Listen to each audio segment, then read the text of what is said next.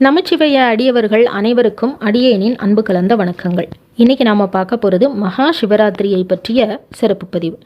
சிவராத்திரியினுடைய 4 கால பூஜை நேரங்கள் என்ன, ஒவ்வொரு கால பூஜையினுடைய சிறப்புகள் என்ன, அந்தந்த பூஜை நேரத்தில் என்னென்ன பொருட்களாலே பெருமானுக்கு அபிஷேகம் செய்யப்படுகின்றது, இந்த பூஜையில் நாம் கலந்துக்கிட்டு பெருமானை தரிசனம் பண்ணினோம் அப்படின்னா நமக்கு என்னென்ன பலன்கள் எல்லாம் கிடைக்கும் அப்படிங்கிறத பற்றி எல்லாம் இன்னைக்கு பதிவில் நம்ம பார்க்க போகிறோம்.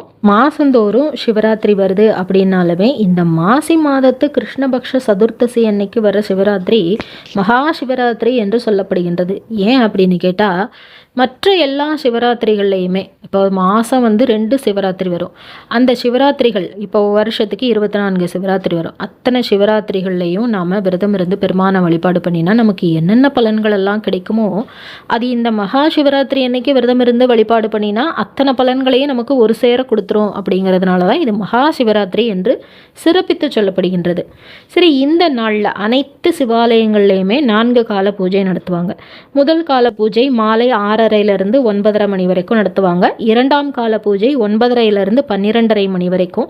3ஆவது கால பூஜை நள்ளிரவு 12:30 அதிகாலை 3:30 மணி வரைக்கும் நடத்துவாங்க. இந்த கால பூஜை மிக மிக சிறப்பு வாய்ந்தது அப்படின்னு சொல்லணும். அது என்ன அப்படிங்கிறதையும் பார்க்கலாம். 4ஆவது கால பூஜை அதிகாலை 3:30 6 மணி வரைக்கும் நடக்கும். இந்த 4 கால பூஜையின் பொழுதும் சிவபெருமானுக்கு குறிப்பிட்ட பொருட்களாலே ஒவ்வொரு கால பூஜையின் போதும் ஒவ்வொரு பொருட்களால் அபிஷேகம் பண்ணி அலங்காரம் செய்யப்படுது. முதல் யாமமான அந்த மாலை 6:30 9:30 மணி வரைக்கும் நடக்கின்ற பூஜை அப்படிங்கிறது படைக்கும் கடவுளான பிரம்மதேவன் எம்பெருமான் சிவபெருமானை பூஜை செய்கின்ற காலம். அது இந்த முதல் கால பூஜை.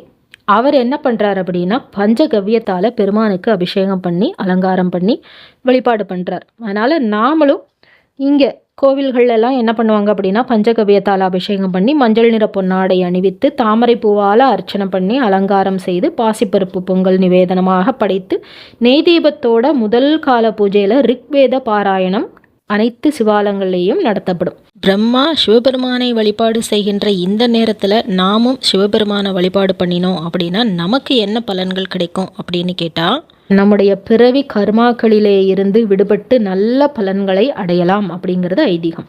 2ஆவது கால பூஜை யார் நடத்துகிற பூஜை அப்படின்னா காக்கும் கடவுளான விஷ்ணு சிவபெருமானை வழிபாடு செய்கின்ற காலம்தான் இந்த 2ஆவது காலம். இரவு 9:30 12:30 மணி வரைக்கும் நடக்கின்ற பூஜை தான் இந்த 2ஆம் கால பூஜை. இந்த காலத்தில் பெருமானுக்கு பஞ்சாமிர்த அபிஷேகம், சந்தனக்காப்பு அலங்காரம், வெண்பட்டு ஆடை இதெல்லாம் அணிவித்து அலங்காரம் பண்ணி அர்ச்சனை செய்து இனிப்பு பாயசம் நைவேத்தியமாக பண்ணி நல்லெண்ணெய் தீபத்தோடு 2ஆவது கால பூஜை யஜுர்வேத பாராயணத்தோடு நடத்தப்படுகின்றது. இந்த காலத்தில் நாம் பூஜிக்கிறதுனால நமக்கு தன தானிய சம்பத்துக்கள் சேரும். 3ஆவது கால பூஜை எப்போ நடக்கும் அப்படின்னா 12:30 நள்ளிரவு 12:30 அதிகாலை 3:30 மணி வரைக்கும் நடத்தப்படுகின்ற பூஜை தான் இந்த 3ஆம் கால பூஜை. இது மிக மிக சிறப்பு வாய்ந்ததுன்னு சொன்னோம் இல்லையா? ஏன் அப்படின்னு கேட்டால், எம்பெருமான் சிவபெருமானினுடைய ஒரு பாதியாக இருக்கின்ற அம்பாள் தான் இந்த காலத்தில் எம்பெருமான் சிவபெருமானை பூஜை செய்கின்றார். பிரளய காலத்தில் உயிர்கள் எதுவுமே இல்லை, சிவபெருமான் மட்டும்தான் இருக்கிறார். அதனால் இனி மறுபடியும் இந்த உயிர்களை தோற்றுவித்து படைத்து காத்து மறைத்து நீங்கள் அருள வேண்டும், இந்த உயிர்களை எல்லாம் காக்க வேண்டும் அப்படின்னு இந்த மண்ணுலகத்திலே இருக்கின்ற அனைத்து உயிர்களுக்காகவும் அம்பாள் பராசக்தி வேண்டிக் கொள்கின்றாள். இந்த காலத்தில் உங்களை யாரெல்லாம் வழிபாடு பண்ணுறாங்களோ அவங்களாம் நல்ல நிலைமையில் இருக்கணும், அவங்களுக்கெல்லாம் நல்ல பலன்கள் கிடைக்கணும்னு இந்த மண்ணுலக உயிர்கள் அனைத்திற்காகவும் அன்னை பராசக்தி வேண்டுகின்ற காலம்தான் இந்த 3ஆம் கால பூஜையான நள்ளிரவு 12:30 மணிலிருந்து அதிகாலை 3:30 மணி வரைக்கும் நடத்தப்படுகின்ற இந்த 3ஆம் கால பூஜை. இந்த பூஜைக்கு லிங்கோத்பவ கால பூஜை அப்படின்னு ஒரு சிறப்பு இருக்குது. இந்த காலத்தில் தான் அந்த பிரம்மா அன்னரூபமாகவும் மகாவிஷ்ணு வராக ரூபமாகவும் சிவபெருமானினுடைய அடிமுடியை காண வேண்டி அந்த பாதாள லோகத்தை எல்லாம் தேடிய சிறப்புடைய காலம் இந்த காலம். இந்த காலத்தில் பெருமானுக்கு என்ன பண்ணுறாங்க அப்படின்னா தேனினாலே அபிஷேகம் செய்து பச்சை கற்பூரம் வில்வ இலையில் வச்சு அலங்காரம் செய்து வஸ்திரம் அணிவித்து ஜாதிமல்லி பூவை கொண்டு அர்ச்சனைகள் பண்ணி எள்ளன்னம் நிவேதனமாக படைத்து இலுப்பை எண்ணெய் தீபத்தோட சாமவேத பாராயணம் நடத்தப்படுகின்றது.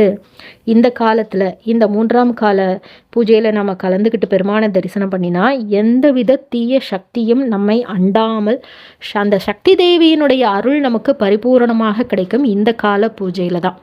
அதனால் நீங்கள் மற்ற நேரங்களில் உங்களால் கலந்துக்க முடியல அப்படின்னாலுமே இந்த 3ஆவது கால பூஜையில் கலந்துக்கிட்டு பெருமானினுடைய கருணையும் அம்பாளினுடைய கருணையும் ஒரு சேர பெறலாம் அப்படிங்கிறது நம்பிக்கை. அடுத்ததாக 4ஆவது கால பூஜை அதிகாலை 3:30 6:30 வரைக்கும் நடைபெறும். இந்த கால பூஜையில் 33 கோடி தேவர்கள், முனிவர்கள், ரிஷிகள், பூதகணங்கள், மனிதர்கள் அப்படின்னு அனைத்து ஜீவராசிகளும் பெருமானை பூஜிப்பதாக சொல்லப்படுகின்ற காலம்தான் இந்த 4ஆவது கால பூஜை. குங்குமப்பூ சாற்றி கரும்புச்சாறு பால் அபிஷேகம் பண்ணி நந்தியாவட்டை பூவால் அலங்கார அர்ச்சனை பண்ணி அதர்வண வேத பாராயணத்தோடு சுத்த அன்னம் நிவேதனமாக படைச்சு தூப தீப ஆராதனைகளோடு சிறப்பு அபிஷேக அலங்கார பூஜைகள் நடத்தப்படும். மிக மிக உயர்வான இந்த மகா சிவராத்திரியில் விரதம் மேற்கொள்கின்றவர்கள் எல்லாம் 26ஆம் தேதி காலையிலிருந்து 27ஆம் தேதி இந்த 4ஆவது கால பூஜை நிறைவடைகின்ற வரைக்கும் விரதம் இருந்து பெருமானை வழிபாடு பண்ணிட்டு அதற்கப்புறமா வீட்டுக்கு வந்து பெருமானை வழிபாடு பண்ணினதுக்கு அப்புறம்தான் உங்களுடைய விரதத்தை நிறைவு செய்ய வேண்டும். விரதம் இருந்து வழிபாடு செய்கிறவர்களுக்கு இந்த நியதி, இரவும் கண் விழிக்க வேண்டும். இந்த முழு நாளும் உபவாசமாக இருந்து கோவில்லையும் கலந்துக்கிட்டு வீட்டுக்கும் வந்து நம்ம சிவபெருமானுக்கு ஒரு சுத்த அன்னம் பண்ணி நிவேதனமாக வச்சுட்டு தான் உங்களுடைய விரதத்தை நிறைவு செய்யணும். விரதம் அப்படிங்கிறது அவரவர்களுடைய உடல்நிலையை பொறுத்து தான். அதனால் விரதம் இருக்கிறவங்க இந்த மாதிரி பண்ணுங்க, உங்களுக்கு அந்த விரதத்தினுடைய முழு பலனும் கிடைக்கும். விரதம் இருக்க முடியலை அப்படின்னாலுமே எந்த தப்பும் கிடையாது. பெருமான் மிக மிக எளிமையானவர் இல்லையா? அதனால் அவருக்கு தூய பக்தியோடு, அந்த தூய பக்தி அப்படிங்கிறதுக்கு தான் அவர் அடிமையாவாரே தவிர நீங்கள் என்னென்னலாம் வச்சு வழிபாடு பண்ணுறீங்க அப்படிங்கிறது கிடையாது. அதனால் உங்களுடைய உடல்நிலையை வச்சு நீங்கள் விரதம் இருந்து வழிபாடு செய்கிறதா அப்படிங்கிறத நீங்கள் தீர்மானம் பண்ணிக்கலாம். விரதம் இல்லை அப்படின்னாலுமே தவறே கிடையாது. பெருமானுக்கு தெரியும் உங்களால் விரதம் இருக்க முடியுமா அப்படிங்கிறது. பெருமானுக்கு தெரியாதா? நம்ம எல்லாம் படைத்த கடவுள் இல்லையா அவர்? அதனால் அவர் எதுவும் கோச்சிக்க மாட்டார். விரதம் இருக்க முடிஞ்சவங்க விரதம் இருந்து வழிபாடு பண்ணலாம். இருக்க முடியாதவங்க சாதாரணமாக எப்பொழுதும் போல் நீங்கள் சாப்பிட்டுட்டும் பெருமானை வழிபாடு பண்ணிக்கலாம். இந்த முழு நாளுமே நீங்கள் எம்பெருமான் சிவபெருமானினுடைய போற்றி பாடல்கள் துதிப்பாடல்கள் எல்லாம் பாராயணம் பண்ணி வழிபாடு பண்ணலாம். எம்பெருமானுடைய அந்த சிவபுராணம் கோளறு பதிகம் இதெல்லாம் நீங்கள் மகாமிருத்யுஞ்சய மந்திரம் இதெல்லாம் பாராயணம் பண்ணி வழிபாடு பண்ணலாம். இந்த நாள் முழுக்க வேத பாராயணம் பண்ண தெரியும் அப்படின்னா அவங்கெல்லாம் என்ன பண்ணுவாங்கன்னா இந்த நாள் முழுக்க ஸ்ரீருத்ரம் பாராயணம் பண்ணுவாங்க.